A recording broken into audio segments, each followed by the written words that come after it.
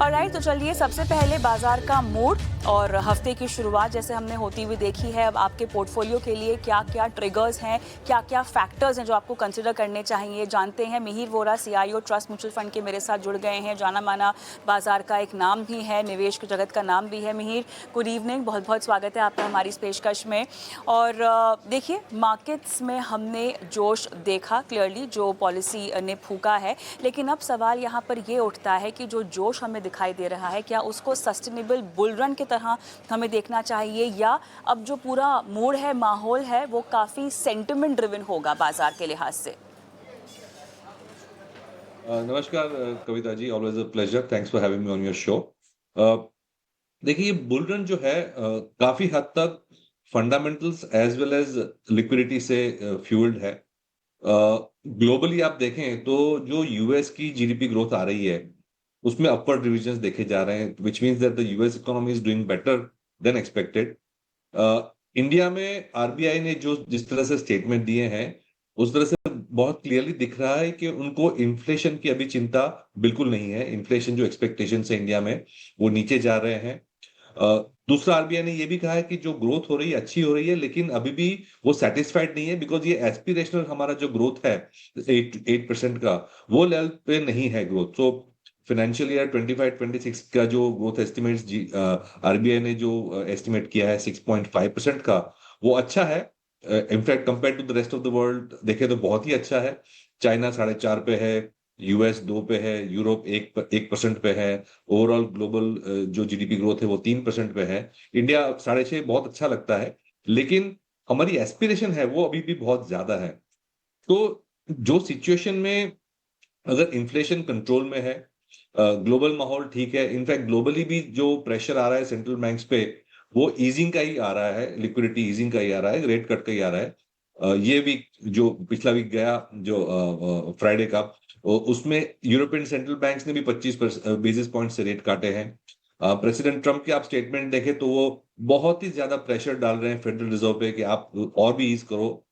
वैसे वो रैशनल नहीं है, वो अलग टॉपिक है, लेकिन प्रेशर सेंट्रल बैंक्स पे ईजिंग का ही है, ग्रोथ स्टिमुलेट करने का ही है। तो ऐसे माहौल में जहां पे हमारी इन्फ्लेशन बहुत ही अच्छी तरह से 3.5, 3.5, 3.7 की एक्सपेक्टेशन है गोइंग फॉरवर्ड, बहुत ही हेल्दी है।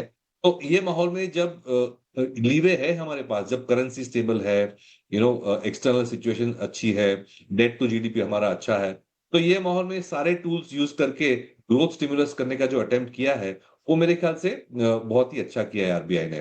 तो ये माहौल में देखें कि जब लिक्विडिटी अच्छी रहने वाली है, प्रो ग्रोथ मॉडल रहने वाला है, और हम देखें तो रूरल इकोनॉमी में हमें दिख रहे हैं कि थोड़े ग्रीन शूट्स आ रहे हैं, तो इसमें थोड़ा एक एक्स्ट्रा पुश मिल जाए, तो मेरे ख्याल से ये फंडामेंटली मार्केट के लिए अच्छा ही है। तो मेरे ख्याल से जो मार्केट के फंडामेंटल जो फॉरवर्ड लुकिंग है, जो मार्केट का जो रवैया है अभी एज ऑफ नाउ, वो फॉरवर्ड लुकिंग है, और मार्केट देख रही है कि गवर्नमेंट और आरबीआई दोनों एक ही साइड पे है, जो ग्रोथ स्टिमुलेट करने के मूड में है, और ग्लोबल सिचुएशन भी हमें सपोर्ट कर रही है। तो मेरे ख्याल से liquidity plus sentiment plus fundamental सारे फैक्टर्स मार्केट को सपोर्ट कर रहे हैं। मिहिर, अब ओवरऑल काफ़ी ऑप्टिमिस्टिक आउटलुक आपने यहाँ पर बताया है, लेकिन अब सबसे बड़े मैक्रो रिस्क जिसको लेकर आपको कंसर्न्स होंगे इस वक्त, वो क्या हो सकते हैं? डिस्पाइट तमाम स्टोरीज़ की जो हम बात कर रहे हैं, वो काफ़ी पॉजिटिव तो दिखाई दे रही है, लेकिन इसके बावजूद भी ओवरऑल मैक्रो रिस्क जो बड़े आपको लगते हैं, वो क्या हो सकते हैं? पूरी तरह से नलीफाई तो कभी नहीं होता, वरना मजा ही क्या है मार्केट में। अ, अ, मैं कहूंगा कि जो मेजर रिस्क हैं अभी भी ग्लोबल ज्यादा है, लोकल कम है। लोकल में तो हमें बस सिर्फ एक पुश देना देते रहना है, policy push, monetary push, physical push growth को। वो मेरे ख्याल से हमारे पास टूल्स हैं, फ्लेक्सिबिलिटी भी है हमारे पास। ग्लोबली जो अभी भी यूक्रेन की सिचुएशन अनसर्टन है, प्रेसिडेंट ट्रम्प के जो ट्रेड वॉर्स के जो रवैये हैं, वो भी अनसर्टन है। और मुझे लग रहा है कि जिस तरह से यूएस में बॉन्ड यील्ड्स अभी भी ऊपर जा रहे हैं, इसके बावजूद के प्रेसिडेंट ट्रम्प इंटरेस्ट रेट्स नीचे जाने की कोशिश करवा रहे हैं, तो ये माहौल मार्केट्स को वॉलेटाइल रखेगा। मैं ये नहीं कह रहा हूं कि मार्केट्स को नीचे करेगा, लेकिन ऐसे जो अनाउंसमेंट आते हैं, डेवलपमेंट्स होते हैं, तो उससे मार्केट वॉलेटाइल जरूर रहेगा। तो अनसर्टेनिटी जो है ग्लोबल फैक्टर्स की वजह से है। लोकल में काफी चीजें मैं कहूंगा अंडर कंट्रोल में है। लोकल में एक चीज हमें देखनी है कि अभी भी जो बैंकिंग सिस्टम की क्रेडिट ग्रोथ है वो भी जितनी चाहिए उतनी नहीं है। वो एक की फैक्टर है हमें मॉनिटर करने के लिए।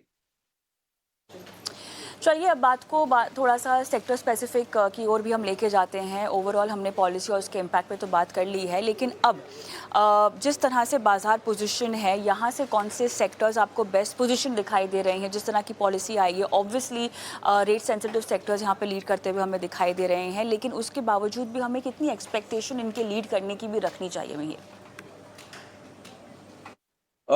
देखिए, दो दो टाइम फ्रेम हम देखें। एक तो शॉर्ट टर्म, बिकॉज ये पॉलिसी का अनाउंसमेंट आया तो दो दो चार दिन, एक वीक, ये certain sectors will do well. Obviously एक मैं कहूंगा नीजर रिएक्शन तो नहीं कहेंगे, बट एक रीएडजस्टमेंट वाला जो ट्रेड है।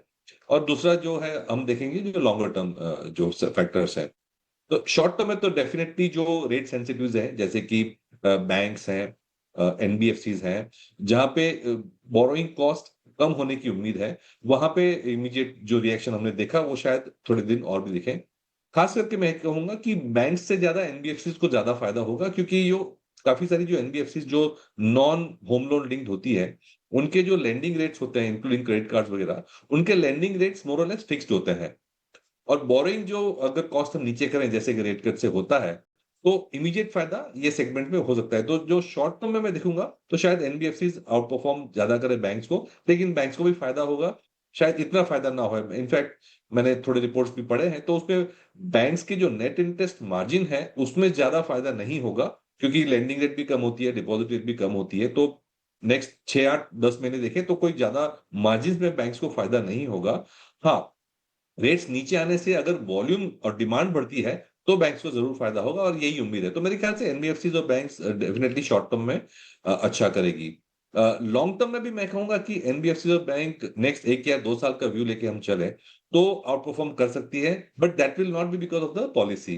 दैट विल बी बिकॉज क्योंकि हमने देखा है कि करीबन 1.5 साल से बैंक्स और एनबीएफसी ने रेस्ट ऑफ द मार्केट को अंडर परफॉर्म किया था, and because of the various reason. जैसे हमने देखा आरबीआई का रवैया बहुत काफी स्ट्रिंजेंट था, लिक्विडिटी भी टाइट रखी थी, बट वो सब I think of the past है। और valuations because of the under performance काफी रिलेटिवली अट्रैक्टिव हुए हैं। तो मैं कहूंगा 1 या 2 साल का व्यू लेके चले तो जो लैंडिंग वाले जो फाइनेंशियल्स हैं जैसे कि बैंक्स और एनबीएफसी वो अच्छा करेंगे। और हमने टिपिकली देखा है कि जब ओवरऑल अगर फाइनेंशियल्स अच्छे करते हैं और कैपिटल मार्केट्स में तेजी रहती है, तो फिर जो बाकी सब जो फाइनेंशियल लिंक सेगमेंट्स है, जो नॉन लेंडिंग सेगमेंट्स है, जैसे कि broking, asset management, wealth management, exchanges वगैरह, वो डेफिनेटली उसको ट्रैक करती है। और ये तो हमारा वैसे भी लॉन्ग टर्म कॉल है कि जो स्ट्रक्चरली जो फाइनेंशियलाइज हम सेविंग्स रहेगी, उसकी वजह से जो नॉन लेंडर्स है वो तो एनीवे लेंडर्स को आउट परफॉर्म करेंगे। तो एक ओवरऑल मैं कहूंगा कि financial lenders as well as non lenders के लिए माहौल अच्छा बन रहा है। जो बाकी सेगमेंट्स है जैसे कि ऑटोमोबाइल्स, वो रेट सेंसिटिव है, रियल एस्टेट वो भी एक रेट सेंसिटिव है। उसमें आई थिंक मोर फंडामेंटल से काम चलेगा। मैंने ये ऑब्जर्व किया है कि इंटरेस्ट रेट से रियली होम लोन्स का डिस्बर्समेंट या क्रेडिट कार्ड्स का डिस्बर्समेंट या कार एंड बाइक का, टू व्हीलर्स का जो पिकअप होता है, वो रेट सेंसिटिव नहीं है। हमें ऐसा लगता है कि ये रेट सेंसिटिव है, बट फ्रैंकली इतने रेट सेंसिटिव नहीं होते। उसमें job creation, overall economic growth उससे ज्यादा मायने लगता है। तो अगर हम देखेंगे कि नेक्स्ट 6 to 12 मंथ्स के बाद जीडीपी ग्रोथ 6.5 से भी ज्यादा अगर एक्सीलरेट कर रही है, तो उसके बाद मुझे लगता है कि जो बाकी सेगमेंट्स है जैसे कि ऑटोमोबाइल है वो सब अच्छा करेंगे। शॉर्ट टर्म में फाइनेंशियल्स और मीडियम टर्म में फाइनेंशियल अच्छे लग रहे हैं। जो गवर्नमेंट स्पेंडिंग लिंक सेगमेंट है उसमें भी मुझे अच्छा लग रहा है, बट अगेन उसको मैं रेट कट से लिंक नहीं करूंगा। बट हमने देखा कि मार्च का जो महीना का डेटा आया है उसमें गवर्नमेंट की स्पेंडिंग काफी अच्छी तरह से एक्सीलरेट करी है। तो गवर्नमेंट फिजिकली, मॉनेटरीली और जीडीपी के स्पेंडिंग से भी मार्केट को और इकोनॉमी को स्टिमुलेट कर रहा है। तो मेरे ख्याल से जो डोमेस्टिक सेगमेंट्स हैं सारे, जो government link, consumption link as well as financials, वो अच्छा करेंगे मेरे ख्याल से। और ओवरऑल एक अच्छा सेटअप बन रहा है मार्केट का। मेहर, इसके साथ साथ क्योंकि बहुत ज़रूरी है मैन्युफैक्चरिंग और साथ ही कैपेक्स रिवाइवल को लेकर आपको क्या लगता है कि ये एक थीम अब बाजार में बन सकती है? क्योंकि काफ़ी उत्साह यहाँ पर भी बनता हुआ दिखाई दे रहा है। एज ए नैरेटिव आपको ये अब कितना काम करता हुआ दिखाई दे रहा है? वो भी डेफिनेटली एक लोकल डोमेस्टिक थीम में आता है। वो इनफैक्ट हमारे पोर्टफोलियो में एज ऑफ नाउ ये सबसे बड़ा ओवरवेट भी सेगमेंट है हमारे पोर्टफोलियो में। बट ये again I would not link it to the interest rate cycle. Typically ये हमने देखा है कि जैसे इकोनॉमी बढ़ती है और जीडीपी ग्रोथ होती है और कैपेसिटी यूटिलाइजेशन बढ़ती जाती है, तो अपने आप नेचुरली कैपेक्स आता है। प्लस ऑफ कोर्स हम जैसे हमने देखा कि चाइना प्लस वन है, गवर्नमेंट की पीएलआई स्कीम से आत्मनिर्भरता का जो कैंपेन बनाया है। और अब तो मुझे लगता है ये पाकिस्तान के साथ जो एपिसोड हुआ है उसकी वजह से डिफेंस का भी एडिशनल अलोकेशन हुआ है। तो ये सब छोटे छोटे जो स्टेप्स है, मुझे लगता है क्यूमुलेटिवली एक अच्छा माहौल बना रहे हैं कि private sector capex defence construction infra में होता रहेगा। मैन्युफैक्चरिंग में खास करके जिस तरह से चाइना प्लस वन जो हुए, मेरे ख्याल से उसमें भी ज्यादा फायदा होगा। तो ये तो एक स्ट्रक्चरल थीम वैसे भी हम खेल रहे हैं, जैसे मैंने कहा ये हमारा सबसे बड़ा ओवरवेट सेगमेंट है पोर्टफोलियो में। अच्छा, Mihir, mid cap small caps को लेकर भी बात करनी होगी, बिकॉज हम देख रहे हैं कि ब्रॉडर मार्केट्स काफ़ी हद तक ड्राइव करते हुए दिखाई दे रहे हैं। खासतौर से स्मॉल कैप्स में हमने अच्छा खासा एक्शन भी देखा है। लेकिन अब रिस्क रिवॉर्ड को देखते हुए कहाँ पर कैसा रेशियो बैठता है और इनकी ग्रोथ को लेकर और इनके मोमेंटम को ड्राइव करने को लेकर आप कैसे अब सिचुएशन समझ पा रहे हैं? हम हमें तो स्ट्रक्चरली स्मॉल कैप्स में ज्यादा वैल्यू लगती है। और हम अगर ये क्वार्टर के रिजल्ट देखें, जो मार्च क्वार्टर के नंबर आए, उसमें स्मॉल कैप्स में रिजल्ट ठीक आए थे, बट मिड कैप्स में तो रिजल्ट बहुत ज्यादा अच्छे आए हैं। इनफैक्ट मुझे लगता है कि मिड कैप इंडेक्स के जो ओवरऑल अर्निंग्स है उसमें शायद अपग्रेड्स भी आएंगी। तो माहौल स्टॉक पिकिंग का है, माहौल रिस्क एपिटाइट बढ़ाने का है। और उसमें हमें हमेशा दिखता है कि मिड कैप और स्मॉल कैप में जो नंबर ऑफ स्टॉक्स की वैरायटी है, जो जो जो काइंड ऑफ सेगमेंट्स और सब सेगमेंट्स हमें स्मॉल कैप में मिलते हैं, मिड कैप में मिलते हैं, वो लार्ज कैप में नहीं मिलते हैं। मैं आपको छोटी छोटी दो तीन एग्जांपल्स दूं। ऑटो इंसिलेंस की बात करें तो मेरे ख्याल से hardly any stocks large cap में आते हैं। वो सारे स्टॉक्स जो हैं mid and small cap segment में आते हैं। कंस्ट्रक्शन कंपनी सारी मिड एंड स्मॉल कैप्स हैं, मोरलेस एक दो बड़ी कंपनीज हैं। होटल्स फॉर एग्जांपल, जो अच्छे एयरलाइंस फॉर एग्जांपल, ये सारे जो सेगमेंट्स हाई ग्रोथ सेगमेंट्स हैं हमने देखा है, वो मिड और स्मॉल में ही रिप्रेजेंट करते हैं। और अगर हमें लगता है कि इंडिया की जो ग्रोथ है वो स्ट्रक्चरल है और चलती रहेगी, तो ये नए नए स्टॉक्स, नए नए सेगमेंट्स, नए नए जो थीम्स आएंगे, वो काफी हद तक मिड एंड स्मॉल कैप में पहले रिप्रेजेंट होती है। और 4-5 साल के बाद जैसे स्टॉक्स बड़े होते हैं उसके बाद लार्ज कैप्स में आते हैं। तो हमेशा स्टॉक पिकिंग की जो अपॉर्चुनिटीज रहती है वो मिड कैप और स्मॉल कैप में ज्यादा ही रहते हैं, और हमारा बायस भी वैसे ही रहा है। फिर फॉरेन फंड फ्लोज के बारे में भी सवाल पूछना है आपसे। अब जिस तरह से ग्लोबल सेंट्रल बैंक का जो स्टैंड है हम देख रहे हैं चेंज हो रहा है, क्या किसी भी तरह का renewed foreign flow interest Indian equities में आपको इस पूरे कैलेंडर ईयर के सेकेंड हाफ में आता हुआ दिखाई दे रहा है? कैसे समझ रहे हैं आप एफआई फ्लोज को अब? मुझे तो बहुत ही अच्छा माहौल दिख रहा है इंडिया में फ्लोज आने का। और जैसे हमने देखा सितंबर 2024 से लेके करीबन मार्च अप्रैल तक काफी सेलिंग आई थी एफआईआईज की। और उसकी वजह तो स्ट्रॉन्ग डॉलर वगैरह था। लेकिन जैसे हमने डिस्कस किया, माहौल पूरा उल्टा हो रहा है अभी। करेंसी बहुत ही स्टेबल है हमारी। हमारी जो इंटरेस्ट रेट डिफरेंशियल है versus the US, inflation differential है वर्सेस द यूएस, वो भी काफी अट्रैक्टिव है। और अगर हमें लगता है कि इंडियन करेंसी रिलेटिवली स्टेबल रहेगी, तो 10 साल का बॉन्ड जो 6.2 6.3 पे हमें मिल रहा है, वो काफी अट्रैक्टिव है। तो मुझे लगता है fixed income as well as equities में इंडिया में एफआई का पैसा आने की काफी स्कोप है। और हमने देखा है कि पिछले 1-2 महीने में जो नेगेटिव नंबर्स थे वो न्यूट्रल टू पॉजिटिव होना शुरू हो भी गए हैं। तो मैं काफी पॉजिटिव हूँ कि सेकेंड हाफ में इंडिया, और not only India but emerging markets in general में काफी पैसा आएगा। क्योंकि जो कॉन्फिडेंस यूएस में था वो टूट चुका है।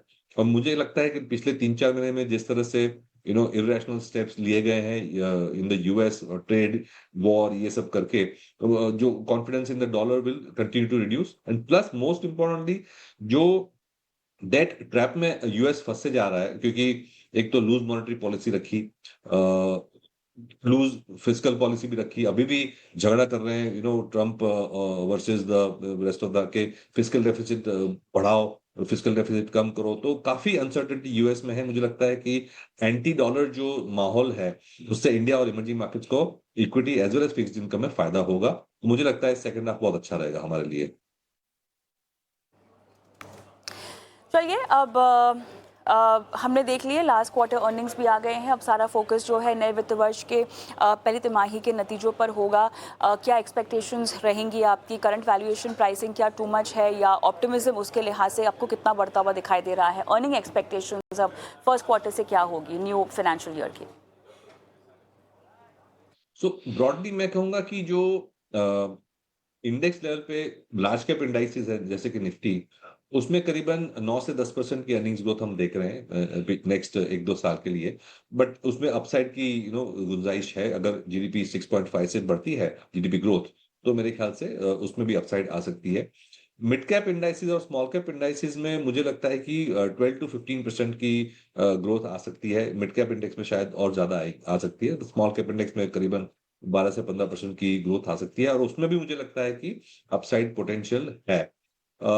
वैल्यूएशंस मेरे ख्याल से लॉन्ग टर्म एवरेज से थोड़े ज्यादा है, but we have to also keep in mind के माहौल रिस्क टेकिंग का है, माहौल लिक्विडिटी बढ़ाने का है। आरबीआई ने भी जिस तरह से सीआरआर कट किया है, तो सेकंड हाफ सितंबर ऑनवर्ड्स वो सीआरआर कट्स इंप्लीमेंट होंगे, तो liquidity will be quite flush, plus government spending चालू है। तो जहां पे लिक्विडिटी अच्छी होती है, जहां पे माहौल अच्छा होता है, तो पी रीरेटिंग की भी गुंजाइश है। तो अर्निंग्स का सपोर्ट है, वैल्यूएशंस इतने महंगे नहीं है।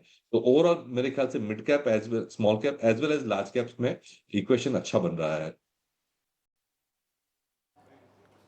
और राइट मिहिर, अच्छा लगा आपसे बातचीत करके। और जब इस तरह के माहौल में आप जैसी आवाज़ शो पर आती है, दर्शकों को मार्गदर्शन देती है, तो पोर्टफोलियो के लिहाज से बाजार की चाल को लेकर काफ़ी सहायता उनको मिलती है, हेल्प मिलती है। बहुत बहुत धन्यवाद आपका।